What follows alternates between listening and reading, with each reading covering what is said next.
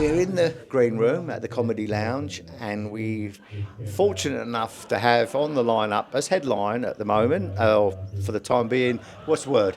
Headliner. Let's just leave it at that. He's a headliner, right? Not for the time being. And it's like, yeah, and if you're not good enough, you're not coming back. No, but Billy Darcy, young, cool, upwardly mobile, young comedian on the scene, who's kicking goals, and everyone seems to be thinking he's labelled as one of the next big things or the next big thing. So, Billy, how long have you been doing comedy? 10 years, Johnny. I'm very excited to do my first and last headlining weekend at the Comedy Lounge. Your words are a little harrowing. Yeah.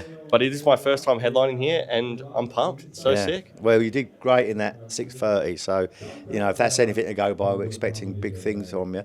What do you reckon is the next step for you? Where's the comedy journey? And obviously getting better and all that's obvious. You're going to want to do that, but is it the Luke Kidgel, internet journey, or is it TV opportunity, radio? Because Australia's and if you're staying in Australia, it's a very difficult market, I feel, because you can't all get radio gigs. Yeah, radio, they're not that into stand-ups anymore, I think, but I do post a lot on the internet, but it's quite hard to actually get millions of followers. But I think I'm going to go to London in the next couple of years. Yeah, good idea. Maybe not to live straight away, but just to get over there. I think that's where it's happening. Yeah, good idea. So I think that's where I'll be heading. And there is something about being a comedian and going to a strange city, country, and realising you're good there.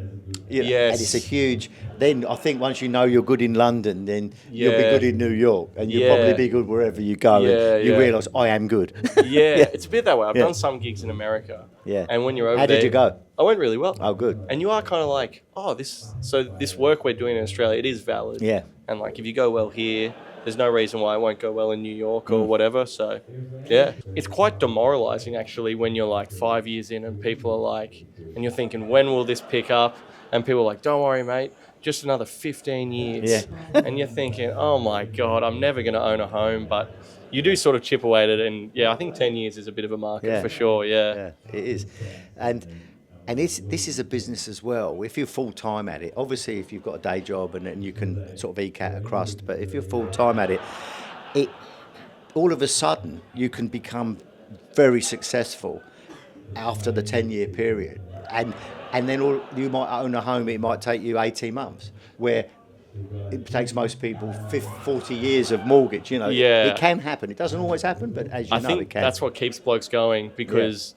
Like Rodney Dangerfield made it at like 45 after a retirement. So it's not like I wanted to be a cricket player. But when I was like 18, it was obvious I was not good enough. Right. And then you age out of sport, but you never age out of comedy. Yeah. I could be 67 and still trying to make it. Absolutely. So chasing the carrot forever. And you could be 85 and still relevant and still filling out venues. Massively. There's look at Joan Rivers.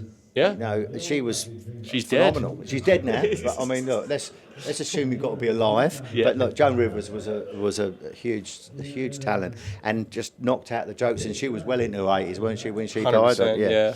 So the longevity is, it's nice to make it when you're young enough to you have a family and you want to put your kids through private school. It'd be nice. Yeah. And not wait till you're 70. 100%. Yeah. But you're on the right track to superstardom. You're a great act. You're getting plenty of laughs as equally to any headlines we put on. But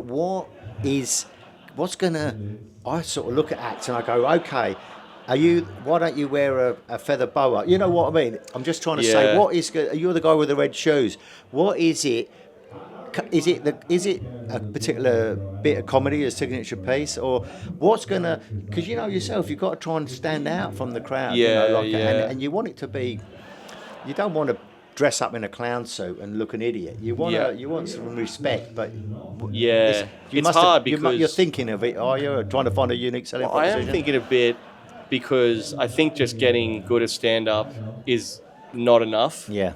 There's so many people who are so good, like way better than me, and they're like, no one's ever heard of them. So just getting really good is not enough. So you do need something else, whether it's a television show or a cool hat, or something. But you do need something. I agree. Yeah. And if any of us knew what it was, we'd be I'd kill you for the information, Johnny. I'd kill you on camera to find out what it is. Tell me how to make it. Yeah.